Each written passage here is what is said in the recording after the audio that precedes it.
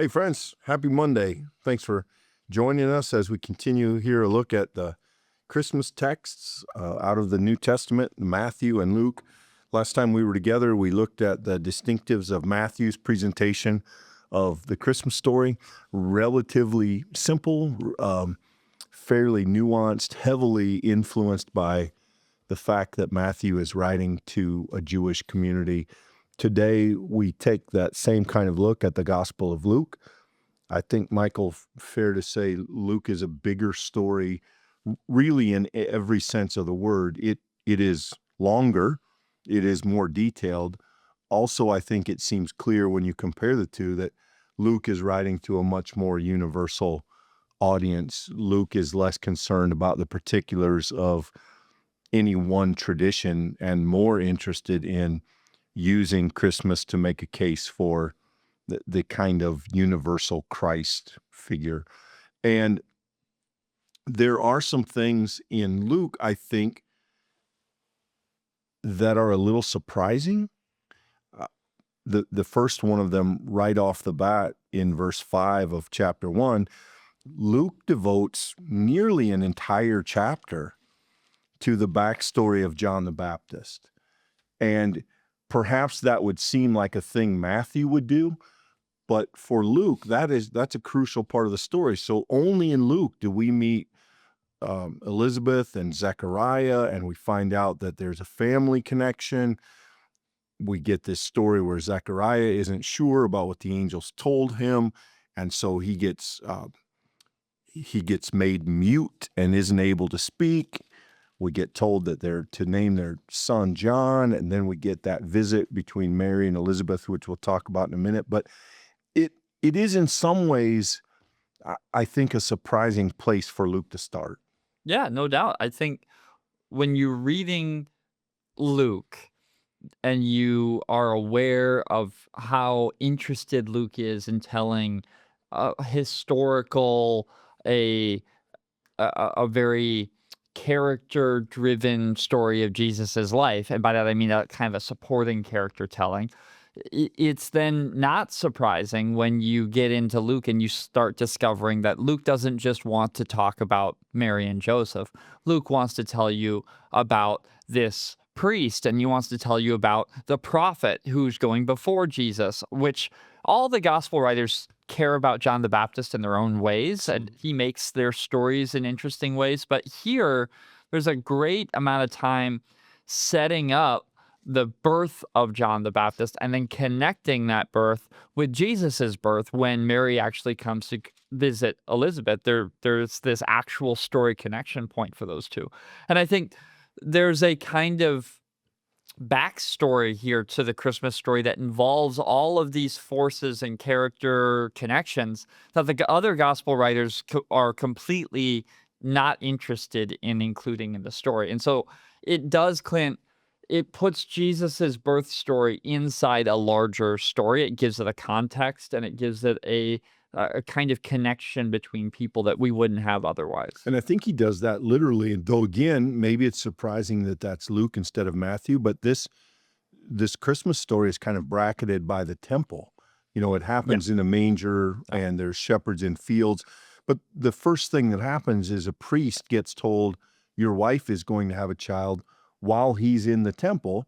And then at the end of the story, Mary and Joseph are going to take Jesus to the temple to be named and circumcised as is required by law. And those things feel like maybe Matthew would have been interested in them, but Matthew uses them as a way to say that this story of Jesus is deeply connected to the worship of God and to the God who is worshiped by the Jewish people. Luke is not the most Jewish of Gospels on the whole, but certainly this is deeply sensitive to that Jewish expectation of Messiah.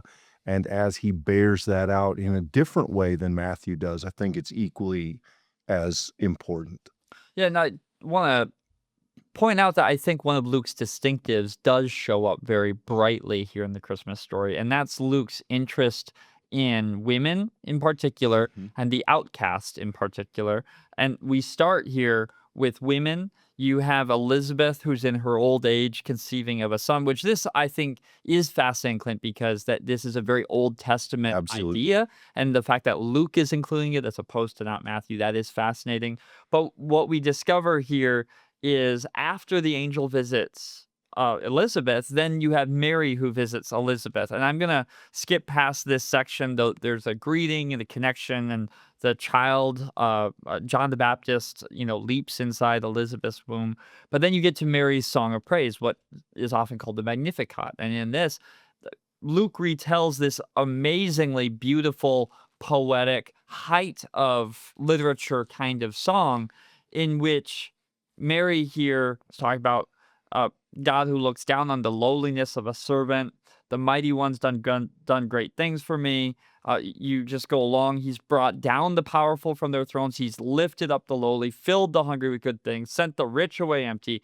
Luke here is making it abundantly clear that the Christmas story is fundamentally a reversal of powers story. That the child who's been promised to Mary is going to be the kind of child who inverts the world order, where those who have don't need, and those who have the greatest need will be put in a position of not having that need anymore. It's this transformational kind of power shifting story, and Luke wants it embedded even before you've got angels coming to shepherds. You have Luke recounting this kind of prophetic awareness that Mary has as to what extent God's promise to her is going to impact the world. I want to follow up on that, Michael, and introduce something on the way there. One of the things that Luke is known for is, as you said, these almost lyrical passages.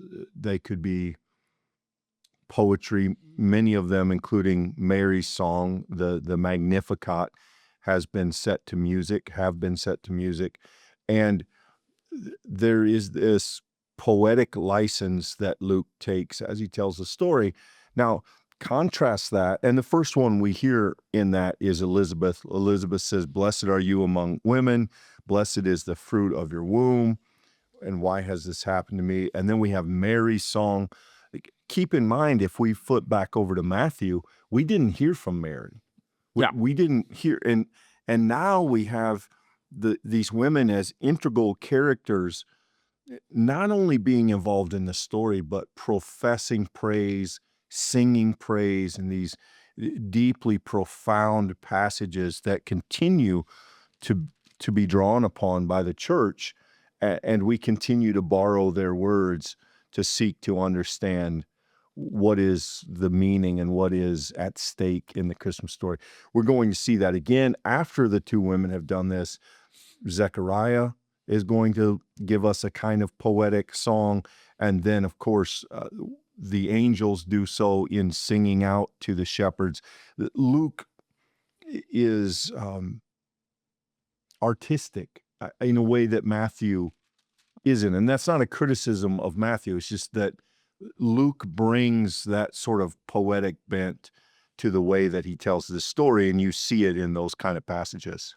Well, and Luke wants it to be abundantly clear from the start that this is not just the fulfillment of prophecies that have come before, and it's not just the Messiah who's now being defined as Jesus, that this is a moment in which the incarnation, God taking on flesh, is happening amidst the most surprising cast of characters.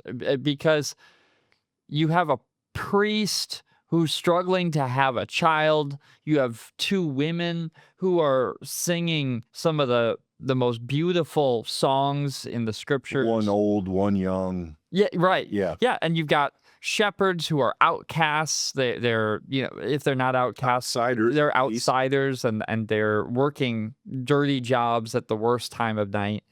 And they're the people who receive this great company of angels, right? Luke wants us to know that it's not wise men that come bearing amazing gifts. It's this surprising cast of characters who God has chosen to be the key characters. And it reminds me of what we have in the epistles, where we get things like, God's greatness is seen in our weakness. And ultimately, that's what's happening here is the weakness of these characters serves to illustrate the greatness of what happens when God comes in the midst. And you could add to that, Michael, we have Joseph, who is going to be a father, but lives life under the whims of the government and has to travel. Yeah. You find this child, Matthew says house. Here we have stable and manger. We have a crowded city away from home. It's a very different telling. I think you and I said this before, but for those who may not have been with us in that episode, if we only had Luke's version of Christmas, we would still have 85%. I mean, we have the star. Well, no, we don't have this. We have light. We have shepherds. We have the census. We have Bethlehem. We have the manger. We I think lean heavily on Luke's version with a couple of things thrown in from Matthew. Not surprising. Luke's is a larger version, but also Luke's is a far more earthy version. He addresses the reality of this situation, and there's discomfort and struggle written all over this. And it's not exactly in the Christmas narrative, but when Joseph and Mary take Jesus to the temple to name him and offer their offerings, they give the offering of a poor couple. They give birds, which is the provision made for those who don't have much. And so even in those little details, Luke paints a picture for us of the Christ child, the Messiah, coming from the most humble of starting points. And that is no accident in the Gospel of Luke. I think that Luke is really interesting. And if we read Luke closely, Luke is going to dispel some of the ideas that we have about Christmas in the Bible. You might be surprised to know there is one verse dedicated to what you think of as the nativity scene here in Luke. And you find it right here. Verse 16, the shepherds are the key characters. They just got revealed the thing that has happened by this chorus of angels. So we have here in verse 16, so they went with haste and found Mary and Joseph and the child lying in the manger. All of the stuff, Clint, that the movies that have been made and the books that have been told to help us imagine what this event was like, fundamentally, really the thing that Luke wants you to know is that the shepherds get told this thing. They go to find the baby, and then notice it when they being the shepherds, they made known what had been told them about this child. So what's fascinating, and then you got verse 19, Mary's the one treasuring up all these words, pondering them in her heart. In Luke's telling, it's almost as if the shepherds are the key characters to the coming of the Christ. And that's a Luke telling. That's what Luke wants you to know, is that God is using these shepherds to be the witnesses to the amazing thing that God has done. But to anyone else, that amazing thing looks like another baby being born in an out of the way place without any kind of recognition. It's God's announcement and the shepherd's willingness to spread it. That's what Luke wants to talk about. And that's the interesting thing. I think you're exactly right. 85% of our Christmas story make up a number. 85% comes from Luke, and how disinterested Luke is in painting the picture of that night. Well, here's the narrative, verse 7 of chapter 2. And she gave birth to her firstborn son and wrapped him in bands of cloth, laid him in a manger because there was no place for them in the inn. Think of how broadly we've expanded Yeah. that story and how Luke just states it as fact. I think you're onto something, Mike. I think it is a risk to look at the differences of Scripture because it can give the impression that they're somehow not compatible, which I don't think is the case. But think of the characters we met in Matthew. We have traveling nobility of some kind. We've even called them kings. They're Right. carrying gold, frankincense, and myrrh, some of the most valuable commodities known at the time. They go to the palace of Herod, the most powerful man in that region of the earth, and contrast that with Luke, who has a poor couple away from home in a manger, in a stable, and some shepherds show up. Such very different lenses to look through to see the story and the reality of Christ. And in a way, and it's hard, could you say this is intentional? That'd be an argument we could certainly have. But it is wonderful that in these only 2 Christmas narratives that we have such wildly different pictures of the person, the place, the role, and the mission of Jesus Christ, the earthly king above all kings, who is worthy of every offering, and the humble man born to a humble family who said yes to the crazy plans of God and would commit to be obedient to whatever that meant in the future. It is the perfect bookends with which to look at the beginning of Jesus' life. And again, is that intentional? Is it accidental? Is it divine intervention? I don't know what it is, but I think that it works really well. I think it's worth noting here before we close out Luke that if it's not for Luke's telling, we know nothing about Jesus's childhood. And make no mistake, the story starts in the temple, and then it comes back to the temple when Jesus is circumcised and named, and then we get this story about the boy who goes to the temple and then gets lost on the way home, and why wouldn't you expect me in my father's house? Clint, there's about as much detail in that story in Luke as there is in the Christmas story, minus we don't have these supporting characters on the side. And that's because in Luke, the Christmas story, as in the manger scene, is not the most important of all of the stories far and away. It is part of the most important story, which is Jesus Christ, who's born, takes on flesh. That has substantial meaning. Don't want to detract from that. But look at how much supporting material is embedded around the Christmas story. That's not on accident. That's there to show you that it's not just that one night that's special. It's the fact that Jesus grew up as a young man and that he was faithful to be in the temple. He sincerely and wholeheartedly wanted to learn and do what God the Father had called him to do. That it's important that Jesus was surrounded by prophetic men and women who would speak the truth, and that God would empower them to do things even beyond their ability. Like all of this in Luke is the coming of God in flesh story, which is the Christmas story. We just have tended to compress it, condense it into the sort of snapshot moment that we imagine when we think of the Christmas story. Yeah, I think we have expanded it.